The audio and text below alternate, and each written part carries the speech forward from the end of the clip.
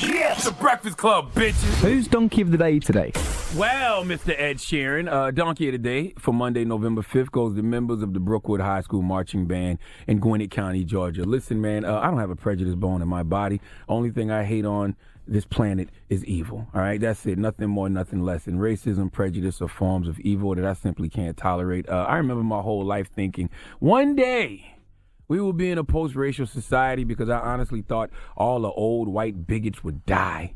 I just thought that eventually the mayonnaise would expire, we would throw it out and be done with it. I didn't think that the younger generations would accept the ideologies of their crusty Caucasian forefathers, simply because the culture of hip-hop, which is black culture, has been embraced by so many kids across the world. It's hard to teach racism to your child when his or her hero is indeed someone black. But as we all have learned in more recent times, they love our culture, but they don't love us.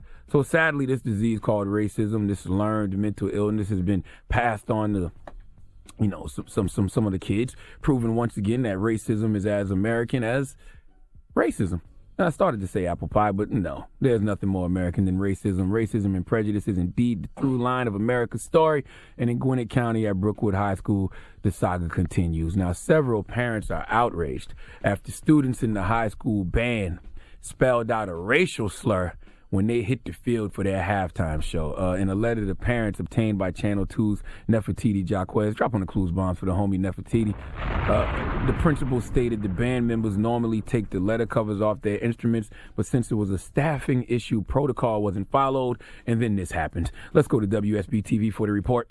A local marching band spelled out a racially offensive word during halftime. This was not an accident. This mother's outrage comes after members of the Brookwood High School marching band used instrument covers to spell out a racially charged word during the school's halftime show on Friday night. These band members assembled themselves to spell out the racially insensitive word using instrument covers that are normally used to spell Broncos, the school mascot. In this letter we obtained to students, parents, and the community, the school's principal apologized for the completely unacceptable racial term and noted, quote, "Last night during what was already a busy senior night, we experienced several personnel changes that resulted in our band director not being on the field when the band took the field." And I need them to be held totally responsible for it. I want these guys expelled. Meantime, I also reached out to the school district tonight, and a spokesperson tells me that this is still an ongoing investigation as they review halftime procedures and talk to students. The caucasity, the unmitigated gall. Now, if you watch us on Revolt TV, you saw what the word was. And if you follow me on Instagram,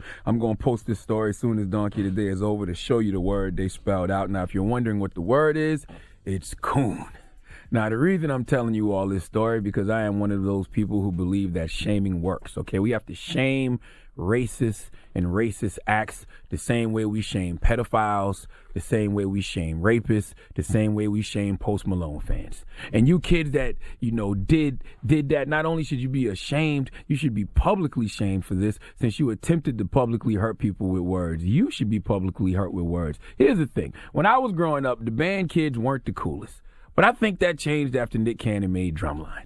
I personally always thought being in the band was dope. Knowing how to play instruments is fly. Salute to the roots. Salute to the internet. So why are you cool kids participating in something as uncool as racism? Why do you want to follow in the footsteps of old-ass, culturally clueless white devils? All right? The most uncool people on the planet are old, racist American white people. All right? Especially white men. If you thought that spelling out coon was going to make you cool, you're actually wrong. It actually makes you on par with the lamest people on the planet. But you still have a chance to unlame yourself by unlearning the BS that you was taught at home. And that's what everyone at this school and everyone in this band needs to do to these kids who spelled out coon in the Brookwood High School marching band. Walk up to them and tell them, unlame yourself. If you see them at school today, tell them, unlame yourself. Free yourself from racism and bigotry. Now, one of the parents, Sean Myers, salute to Sean Myers, she says the kids should be expelled. I have a zero tolerance policy for racism or any kind of intentional prejudice. They deliberately went out of their way to offend and call black people a racial slur. So, yes, I think they should be kicked off the band immediately for starters. And do I think they should be expelled? I'll say I don't care. Okay, I just don't think I care. They got to learn that it is a cost to their racism, all right? This isn't America pre-segregation. You can't just be openly racist and think things will be all good. People who create their own drama deserve their own karma. And these kids deserve whatever it is they get.